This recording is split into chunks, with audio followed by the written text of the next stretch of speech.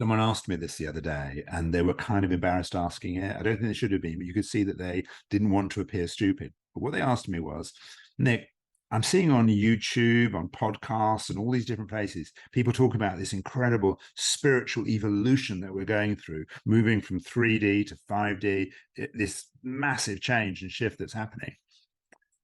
And first of all, I don't understand what it is that they're really talking about. I want specifics. And the second one is, if we're having this massive spiritual evolution, why am I feeling really, really bad? And I'm seeing everyone else looking good and having a great time. What is wrong with me? So this is what I told them, and I hope this is helpful for you. The first one is that within this spiritual evolution, we can have a separation between our human side and our spiritual side. So me as a human, I am really, really struggling with the things I'm seeing, what I'm hearing, with what's going on in the world. My human is really distressed by it. I'm sure my spiritual side is absolutely fine, but as a human, I'm struggling. And it may be for you that your human is struggling with this as well. That's quite normal. The second one, in terms of what you're seeing other people portraying, in terms of them being okay, that may or may not be true. I work with a lot of people, and many of them are really not okay. And some of them don't feel able to show that on social media or on podcasts. They want to be, are having a fantastic time on this journey. I promise you, many of them are not. They just don't want to, for various reasons, be as honest as they could be about it. So if you're struggling, you're quite normal. Many of us are. So what is it that we're being asked to do as a part of the spiritual evolution? What is that thing? Well, I think it's three main things we're being asked to do, and I'll break these down for you. So the first thing we're being asked to do is to evolve out of something we evolved into. So something we started to do, we have to get out of doing.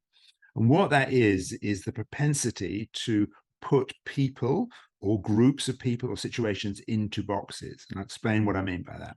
So as part of our original evolution, when our brains were trying to desperately save calories, one way to do that was to say, this is good and this is bad. We can make decisions really, really quickly and not use many calories for our brain. And we could then evolve in other ways because we could save our brain, and our brain could grow because it was a very efficient machine. Then as time went on, we started to extend this idea of boxes, not just from this is good and this is bad, this is dangerous, this isn't dangerous. We then started to say, okay, well, these group of people in this box, they have a higher status. They have more rights than these people in this box. So you could then have a hierarchy around status. And that then started to lead to some of the most horrific things that we saw in the world. So slavery was a basis around the boxes of these people and a hierarchy, and they had rights and these people didn't. We also saw it in the Holocaust. We see it playing out everywhere. So some of the worst atrocities that we as human beings are doing and have done are in terms of the box-based thinking. And we're being asked to evolve out of that. And that is really difficult because the boxes are being used to control us, to have power over us, and to influence us.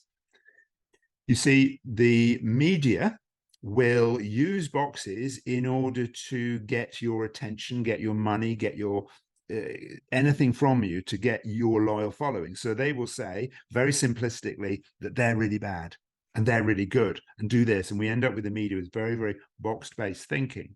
We end up with politicians or those in power will try and get your vote, try and get your attention, try and get you on their side by again saying they are bad and we are good and we're going to deal with the bad people for you. So vote for us, support us. So we'll see this kind of tribal, like good, bad, simplicity, box-based behavior.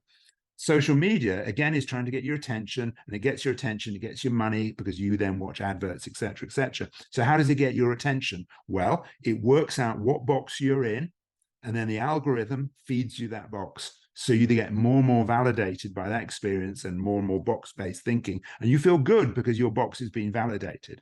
So our evolution is trying to get us to step out of these boxes and start to see things in a more complex way. But the media, social media, those in power and politicians do not want us to step out. They want us to be in boxes. Boxes divide and separate us. You saw what happened, the kind of, well, you're anti-vax and you're pro-vax, you're this and you're that. It divided us from making good decisions. Okay, it gets our attention, it gets our votes, it gets our money, it gets everything from us because that's what boxes do. So our evolution is trying to get people to see outside that box, and we're seeing various different versions of that. I'll come back to a bit more of this later. So the second evolutionary thing, which is connected, is the evolutionary thing of us trying to allow two things to exist at the same time. So within the Newtonian world of physics, something exists, it's there, it's fixed. Whereas in the quantum field, it's there, and it's also there at the same time. Or it's there, or neither place. And its ability to go from there to there takes no time. So it's outside time. So we are moving into the quantum field of existence. And one of the things we're being asked to do is to allow two things to exist at the same time, which is what happens within the quantum field.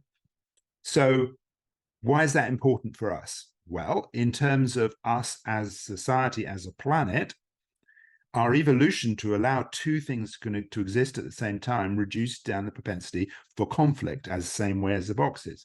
So we're seeing out there in the world, and whenever you're watching this, it is playing out there. You're seeing out there in the world very kind of polarized thinking. Oh, they are bad and they are good. Whereas in reality, two things exist at the same time. They can be really, really bad, but actually good. Some people could be really good, or they could be really, really bad, but actually many, many people could be really, really good, or vice versa, or any particular combination. And it is our ability to allow two things to exist at the same time, which is our evolutionary step. Now, that is hard because the media, as I said, social media, politicians, those in power, want us to be in boxes and have things separate and to keep things really simple. But our evolution is to allow two things to exist at the same time. Now, the two things to exist at the same time also is this quantum, as I said, it's this quantum field. And the interesting thing is, if you look at what computers have done, they have evolved in their behavior in the way that humans are trying to as well. Let me explain. So conventional computers operate between a 0 and 1. It's a switch. It's either on or it's off, and it does calculations based on off, on, off. What quantum computers do, which are vast in their processing power, they allow two things to exist at the same time and a multitude of possibilities. And because they're operating in that field, their processing power is beyond comprehension, beyond comprehension. And that's what we're kind of being evolved to do, that we can create that situation that two things can exist. Our comprehension, our understanding, our brain power just goes absolutely exponential. As we know, most of our brain is not used, and that's because it's tied into these boxes, single thinking. Imagine if two things could exist, a multitude, etc. The second thing that is really important within this two things existing at the same time is to do with your ability to manifest and your ability to create. Because if we become very fixed that it is like this, then it can't then be like that. And then we're not in the field of possibilities. At the Five Institute, we look at something called energetic architecture. I won't go into it here, but it looks at 5 different fields that when you put energy in, that field does something. And there is the field, the energetic architecture of flow and the energetic architecture of possibilities. And both of those are where we manifest and create. And both of those require for two things to exist at the same time.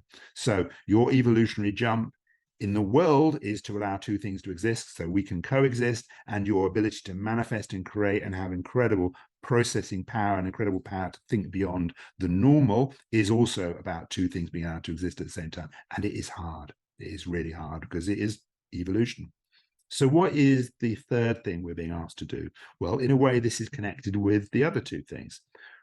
As human beings, what we're being asked to do is we're being asked to intensely feel emotions, to have a full emotional experience of where we are and what is going on. And at the same time, we're being asked from an evolutionary point of view to be outside our emotions and in our emotions at exactly the same time. Now, if you look at some of the greatest spiritual teachers, great spiritual leaders, they could be fully immersed within their emotional experience and at the same time detached from it. And that's what we're being asked to do. Now, if you're someone that struggles with your emotions to regulate them, and even though you might know the theory of detachment, the emotions seem to rule you, there's a couple of things I would suggest. The first one is you take the vitality test, which I'll link above or below this video. It's completely free. And what it will do is it will give you your energetic blueprint, the measurement of 5 distinct energies. And each of one of these energies will make you gifted or struggle to deal with certain emotions. So that will be the first thing I would suggest you do. The second thing I suggest you do is listen right to the end of the video, and I'm going to put a little bit of extra segment in there for you, plus other links of places you might want to go. Okay. Back to the video. The detachment from it and the experience of it is regulated by our heart, which is why you'll see lots of things about spiritual evolution. It's all about the heart and heart resonance and etc. It is, because that's where we create the ability for these two things to exist at the same time. Now, why do we want them to exist at the same time? Well, if we become fully emotional and experienced, and that's all we do, then we just become emotional beings and make decisions from that, which is not often where good decisions come from, as we see when anger gets out of control, etc. We make bad decisions, or grief or loss, whatever, or fear. We make bad decisions from pure emotional places. But we also make bad decisions when we don't connect with our emotions and we become disconnected and detached from them in the purest of sense. We become uncaring, we become unkind, we become cruel. We make decisions that have no humanity to them. So you'll see people operating in these two places, and our evolution is to have them in both places, to be emotional, to be connected, to be disconnected, and to make decisions from that pure heart-based place. And that is our evolutionary jump. So if you want some help around the emotions or anything, we've got stuff at the 5 Institute for you. But in simple terms, is what we're being asked to do from an evolutionary point of view. And if you as a human are struggling with it, I am too, but that's part of what our journey is, and we are in it together. Okay, bye for now. Oh, bless you, you're still here. Let me give you a little bit more. Let's talk about emotions and give you a couple of minutes advice about how we would deal with emotions. Now, each emotion, like I said, is related to a particular energy, and there are certain things that would increase that emotion or the likelihood of it, and certain things that would bring it down. So let's look at fear, anger, and grief. Okay, in terms of fear related to water energy, one of the things that would increase your propensity to be frightened is if you become exhausted. You kind of run out of reserves and resources. Think about kids when they get really tired, or you get really tired. Just think how much more worried you can be about things, or more fearful. So one way to deal with fear is to make sure that you get lots of rest. You rest as much as you can, you look after yourself, you eat well, you build up your reserves, and that would really help. You could also lean into your community, use their resources to support you, okay? But the big thing is keep your energy reserves up. Don't let yourself get tired. Anger, what's the best way to deal with that? Well, anger is related to wood energy, and wood energy tends to kind of stagnate, and it's at its best when new things are happening. So if you get very, very fixed in your thinking, then you're more likely to get more angry and annoyed when things are outside what it is you expect them to be. So the big secret with kind of wood energy and anger is to read new things, listen to new things, open up your thinking, just shift things, discuss things, open up your thinking, get moving, take exercise. Anything that would get you moving will reduce down your anger. A little trick you can do is wood energy is related to the eyes. If you really can't control your anger, just close your eyes, and it is impossible to be angry with your eyes closed. Obviously, don't do that when you're driving. What about grief? Well, grief is connected with the metal energy related to the lungs, and that's about our loss and our disconnection. So one of the difficulties can be at the moment is that we have such grief and such loss shifting at the moment that we can sometimes feel like we're having the best way to do is to disconnect. And that will just tend to make the grief worse. So good ways to deal with grief and loss is to think what you do have, the kind of gratitude, which might be a bit difficult. Another way to do it is to get lots of fresh air, do work on your lungs, go to high places, get lovely views, perspective. That will allow you to do it. So anything to do with the lungs will help with your grief and loss, anything to do with gratitude and appreciation and recognizing what it is that you value. And that will help with it. And just want to say, I value you. Thank you very much for watching the end of the video. We have more at 5 Institute for you, but that's it for now. Love you loads. Take care. Bye.